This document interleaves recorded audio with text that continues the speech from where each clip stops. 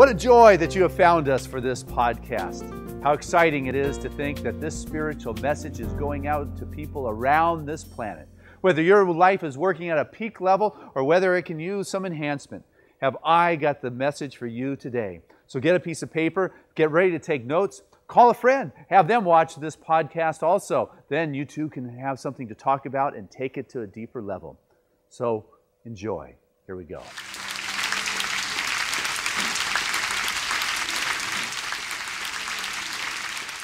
Hey, good morning, Seaside. What a joy it is to be with you today on this fabulous day, on this 5th day of Hanukkah. Happy Hanukkah to all those that are celebrating that.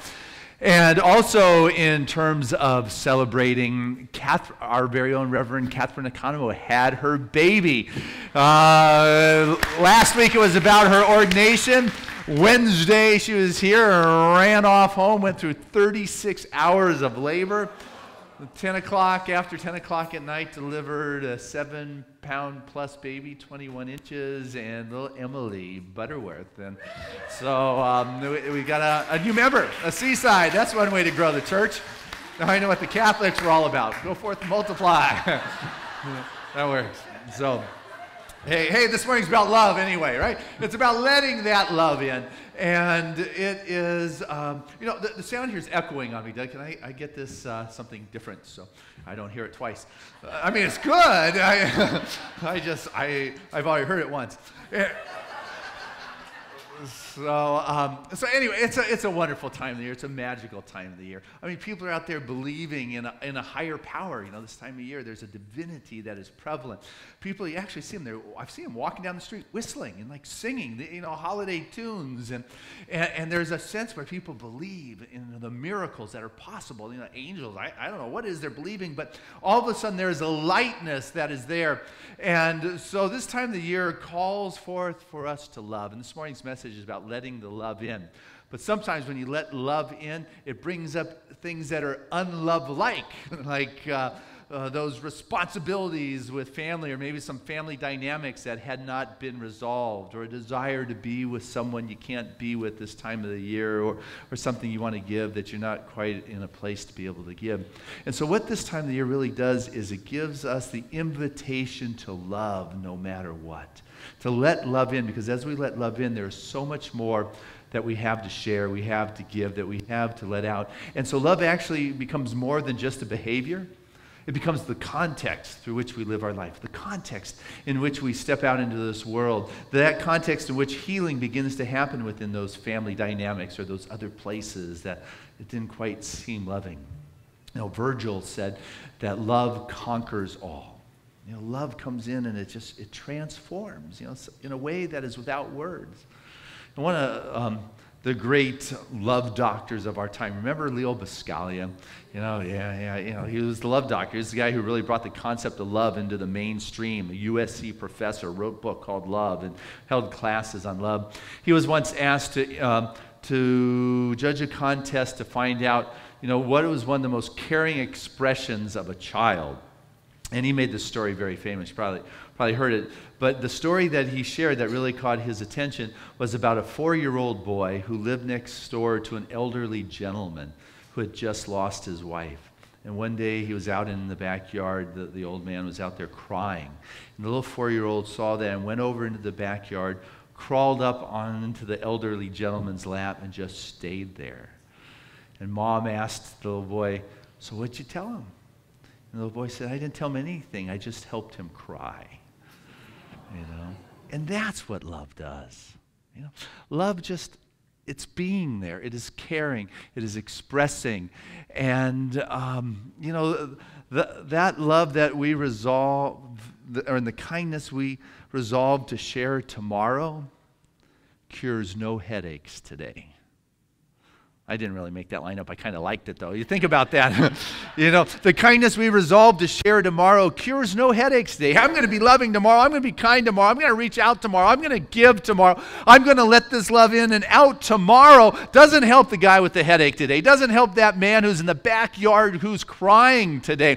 I'm going to be good tomorrow. It doesn't do the good today. And love is expressed in the now moment. Love is the power that moves from God through you. You got to let love in. It is something that moves within our heart and soul. In the moment is where it makes the difference, not it's going to happen. There's a story in the Bible in Samuel about David and his guys and his armies protected and watched over this one particular farmer by the name of Nabal. And so one day David said to his guys, hey, go to Nabal and get some supplies and food and see if he'll help you out. And David's guys went there and asked for some help and assistance. And Nabal said, what? I help you guys? I don't even know who you are. What are you doing here? I never asked for your help. I don't want your help. Get out of here. I don't have anything to give you. And these guys went right back to David and told David what happened. And David just went berserk. He said, what? Let's get our swords. We'll show him how he doesn't need our help. And they made their way to Nabal's property when they were intercepted by Nabal's wife, Abigail. And Abigail said to David, please, please, please, please, my husband is rude. He doesn't know what he's talking about. Of course we need your help. Please take these gifts, this offering, this food. I am just so sorry, but please spare my husband's life.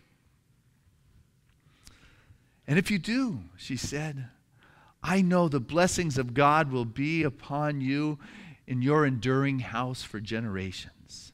The blessings of God will be upon your enduring house for generations. If you are just willing to be kind today, in this moment, if you're willing to let love into your heart and to touch you and forgive. And what David did is he swallowed his pride. What David did is he sucked it up. What David did is he stopped looking for revenge and stopped trying to prove who was right. And as it turned out, the blessings of God was upon his enduring house, his son Solomon, and for generations to come. When you're willing to choose to do a loving act now, even when you have been wronged, even when you're entitled to be nasty about it, even when somebody really messed up in your world and you have every right to make an impression and you choose to swallow your pride, you choose to let love into your field of awareness, there is a gift that is passed on to your house for generations to come. But you're the one who must decide that this is going to be a moment, not tomorrow, but you're going to let love in now. Because if those who owed us nothing gave us nothing, we would all be very poor. I'm going to say that one again. If those who owed us nothing gave us nothing, we would all be very poor. You don't have to wait to get before you give. What you want to do is let love in so you are part of that flow. What you want to do is be able to see a spot that calls for your blessing today and share it there. There's a German proverb that says that charity sees need, not cause. See, charity sees the need. It doesn't say, hey, how'd you cause that in your life? What did you do to bring that upon you? It sees the need and chooses to bring it there, right there in that moment. And one of the best places to start is upon yourself, with the love for who you are, the kindness for who you are. Too many of us, we don't let love in. What we do is we see our shortcomings and judge that. We sit there. We take a look and say, you know what, Christian, you could have done that better. Or, I shouldn't have shouted. Or I got to church, but I got here late. Or, I gave, but I didn't give enough. I didn't give as much as I wanted to do. Or I did not follow through with that situation. All of a sudden, what begins to happen are these judgments upon ourselves that we take in unguarded. We take them into our thinking. We let them lodge themselves in the deeper part of our being. And I will tell you what, that we will have made mistakes in our life. Who hasn't? We're going to be needing areas in our life where we need improvement. Of course, there are areas that we can use some improvement, but when we come up short and we say, hey, I did the best I can, or I did what I did, and I'm growing, and I'm evolving, and not focus in on what didn't go right. I know there's times I walk off here on Sunday morning and say, oh, gosh, I forgot that good point. Like at the first service. But I'll try to remember that point for this service when I get there. But there's times I could have wove it together better, and then I'm reminded You know, someone coming up and say, it made a difference. This last week, somebody called from Texas, and they said, I've been living by your podcast. All of us are making a difference with this Sunday message we're sending out to the world. And I may have felt like I came up short with something I said, but there is somebody who are living by what it is they hear going on here, sitting in Texas. We're getting reports like that every week. We are making a difference in the world in which we live. Paul told the Romans, there are some things that I should do that I don't. And there are some things that I shouldn't do that I do. Here's the guy who wrote half of the New Testament, saying, you know what? There's some things. I've made some mistakes here. I'm human. I did what I can, and I'm growing. There are areas in our life that we need improvement. Of course there's areas in our life. But let's not put our attention on that. Let us not focus on them because God doesn't. When I think about Trevor, I got to tell you, I think about, this joyous expression of love. I think about his laughter. I think about that twinkle in his eye and the fun he brings to an environment wherever he is. I don't think about the shortcomings with him. I think about my dad when he used to watch me in my first year of basketball. There are a lot of shots I took that I didn't make, like most of them. And all he ever talked about were the shots that I made. See, that's how Spirit sees us. It's not like an outside spirit, but this is how we're seen. We're the ones that hold on to the shortcomings, those areas where we can grow. We've got to let love in, not the judgment that we let get into our being unguarded. Because what happens is people who sit there in that judgment think there's a God judging me. All of a sudden stop going for their dreams because they begin to feel, the miracle can't show up. The answer won't show up. Spirit doesn't do that. Doesn't. I think about Trevor hanging from a tree, hanging very high from a tree, saying, Daddy, help. I'm a little high up here, Dad. I need you to save me. And I look and I see if he falls, he's going to hurt himself. And he's calling out for help. I don't say, hey, wait a second, Trevor. Let me check with your mom, Callie, to see if you've been a good boy today. Let me see if you cleaned up your room before I help you out here. Okay. And he just, Dad, help me. Oh, let me check your report card, son. You're getting good grades. I don't do that.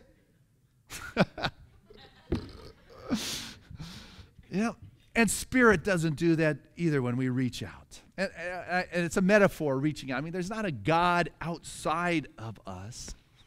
Of course not. Of course not. It's the Spirit of God. It's that I am. And when I'm talking about I, I'm not talking about the little I want this or I'm that, but rather I'm talking about the grand I, the capital I, the God I, that the Father is greater than I, the small I. I am with you always. That is the God I. That when I'm talking about letting love in, I'm talking about letting that Spirit into our being. When I talk about the I, I'm talking about that I am with you always until the end of the earth.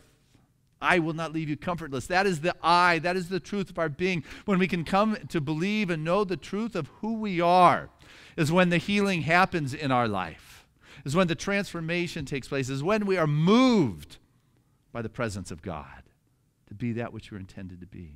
When we let the love in. There was this little guy, 10-year-old. It was back in the days when they had soda fountains and ice cream, and you go and you sit at the soda fountain, you get an ice cream.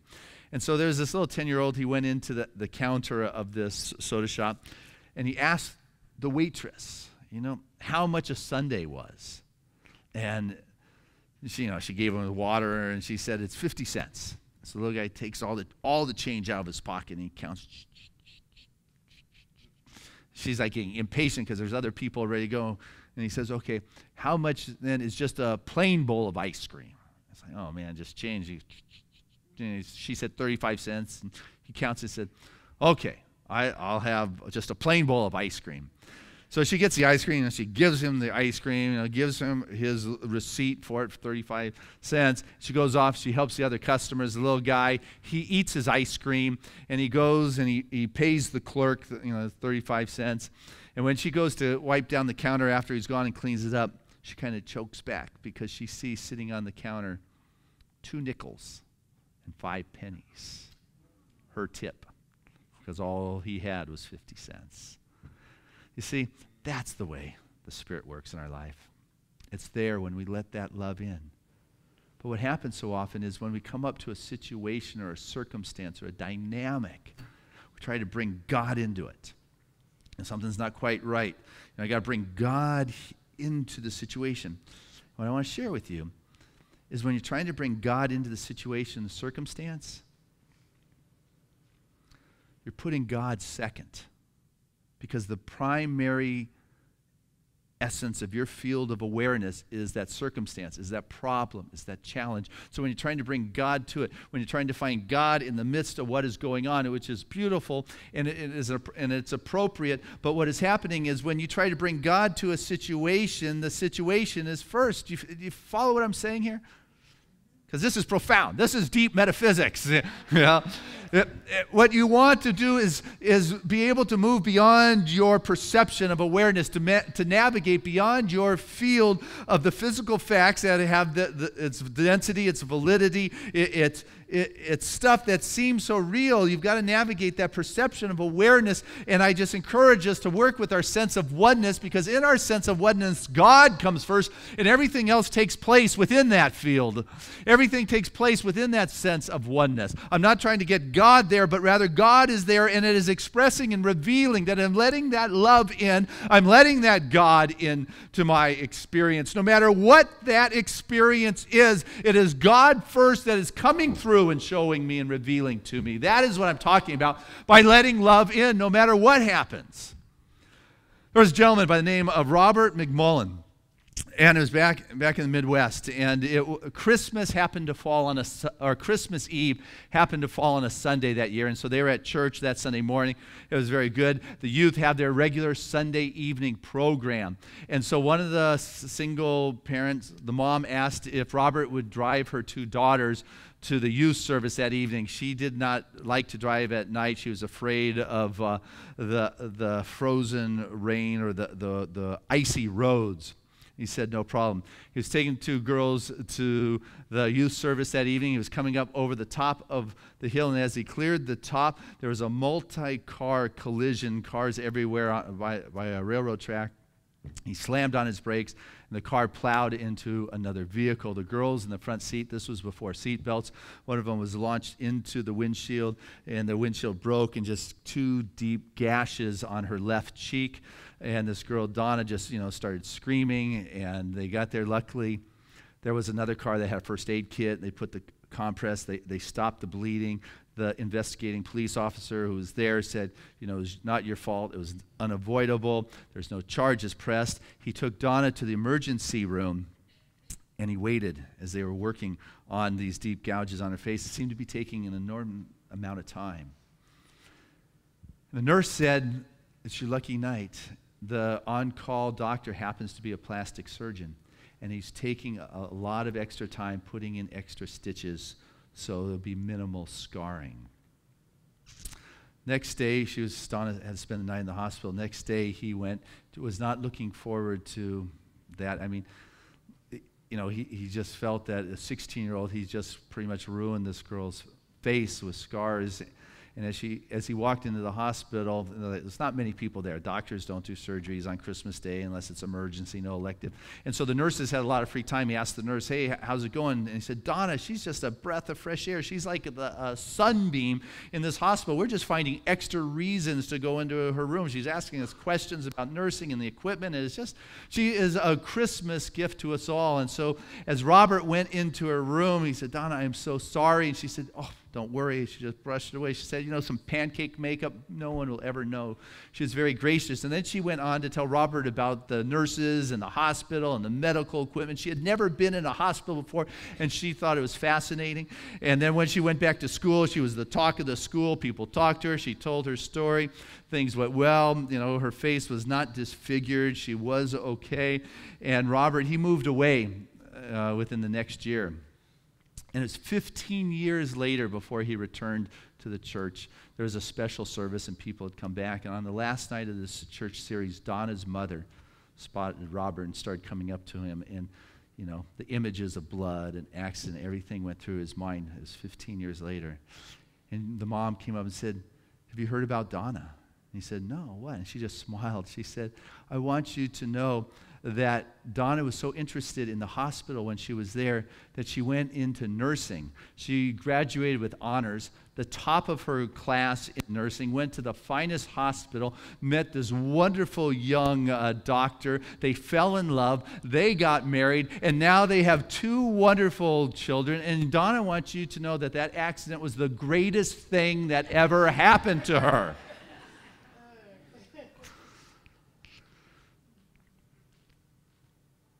If you can't see as God sees, change your vision. You know, if love doesn't come knocking at your door, change your doors. You know, that's right. Begin to see in a new kind of way. Change how you're doing it. Let love in. Don't hold on. Oh, I'm terrible. I ruined this girl's face. Oh, I'm terrible because I didn't share this support in this day when it needed to be shared. Find a different way to do it. There's another little guy. His name was Tommy. He told his mom, it was getting close to the holidays, he said, Mom, you know what? I would like a bike for Christmas.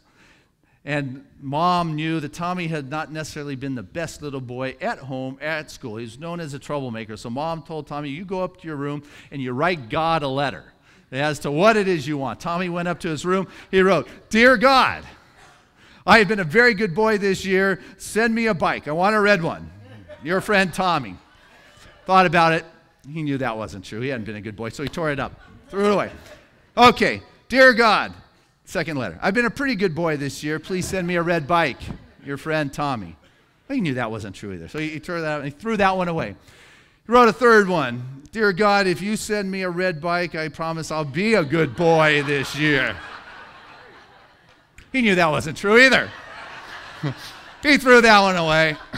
So he went downstairs. Mom said, where are you going? Tommy said, I'm going to the church to pray. Mom thought, man, this stuff's working. He went into the church. He looked around. Nobody was there. He grabbed a little statue of Jesus, stuck it under his coat, ran home, out of the church, up the stairs, sat that Jesus down. He wrote, God, dear God, I got your kid. If you ever want to see him again, send me a bike. You know who.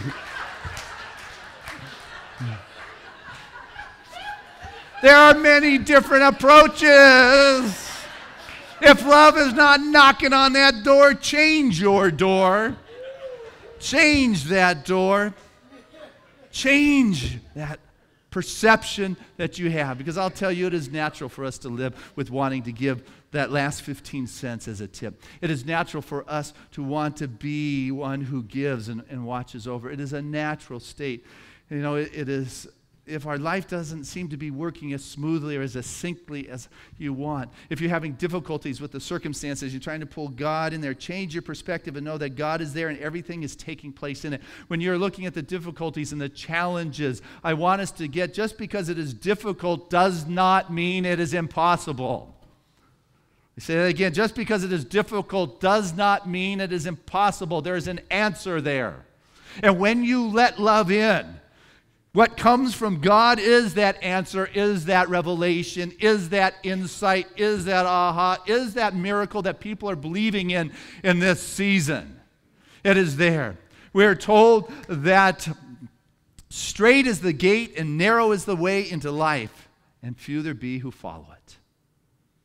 You know, everybody follows what their field of perception is saying, the facts and the densities. Straight is the gate and narrow is the way into life, and few there be who follow it. Want to follow that path of love? Then I got an exercise for you to do at home this week. I gave it to the first service. And I'll tell you, you want to experience more love in your life, you want to let more love in your life, what you get to do is go home and take a look at those areas in your life where you are withholding love. Those areas that you feel represent kind of love and that you are withholding there. You know, what is it? Where are you withholding in your life? You know, are you withholding paying somebody or giving some money? Or is it child support? You're withholding those kind of finances. Are you using the children as a pawn between two people? Where in your life are you withholding? Are you withholding your presence and making yourself too busy so you cannot be around and be present for a person?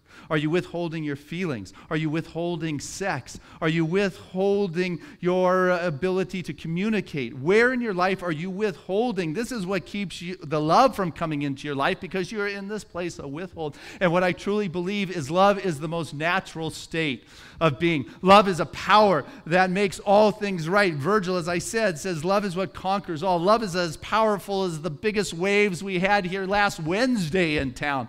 Love is the answer for sure. And I believe no matter who you are or where you are in your life, that there is something inside of us that desires to love and to feel that love and to let that love in so it can be expressed and shared with those that are around us. And this time of the year reminds us of that.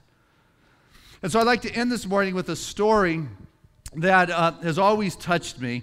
And it's been a long time since I've shared it. And I'm thinking about, love and truck drivers who sometimes, it's stereotypical, so it's not really true, but, sometimes are the big, burly, strong, not expressors of love, possibly. And there's just this wonderful story about truck drivers. And so, like I said, I'll end with it, and it's kind of long. So, bear with me as I share this, but I just want to give us the experience of letting love into our hearts so we can feel. It's called Teddy Bear. I was on the outskirts of a little southern town trying to reach my destination before the sun went down. The old CB was blaring away on channel 19 when there came a little boy's voice on the radio line. And he said, "Breaker, breaker, 19, is anyone there? Come on back, truckers, and talk to Teddy Bear." I keyed the mic and said, "You got it, Teddy Bear." And the little boy's voice came back on the air. "Predicate the break, who we got on the other end." I told him my handle, and then we began.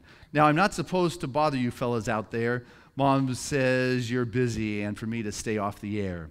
But you see, I get lonely, and it helps to talk because that's about all I can do. I'm crippled and cannot walk." I came back and told him to fire up that mic, and I'd talk to him as long as he'd like.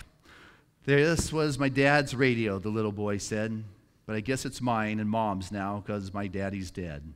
Dad had a wreck about a month ago. He was trying to get home in the blinding snow. Mom has to work now to make ends meet, and I'm not much help with my crippled feet. She says not to worry, that will make it all right, but I hear her crying sometimes late at night. There's one thing I want more than anything else to see. I know you guys are too busy to bother with me.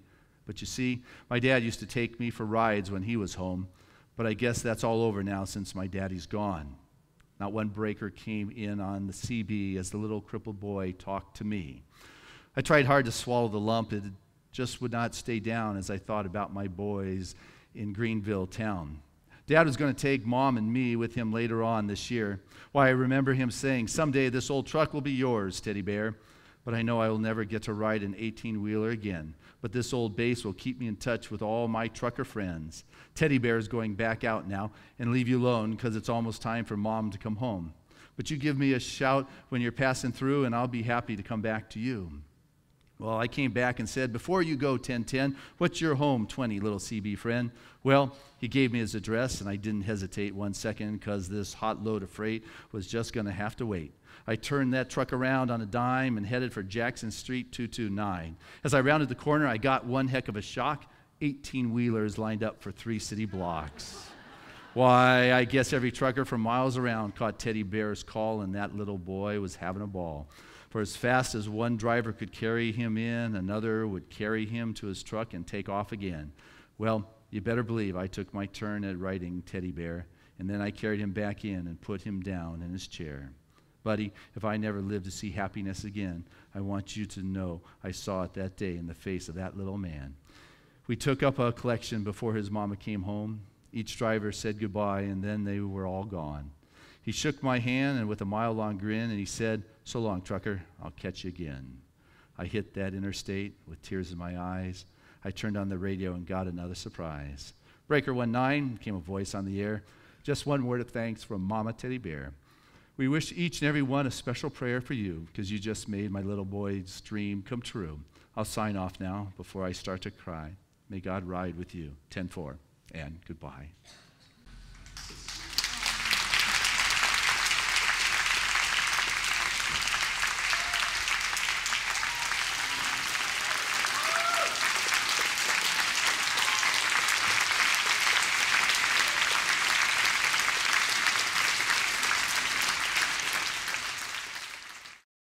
Again, with a lot of heart and soul and passion.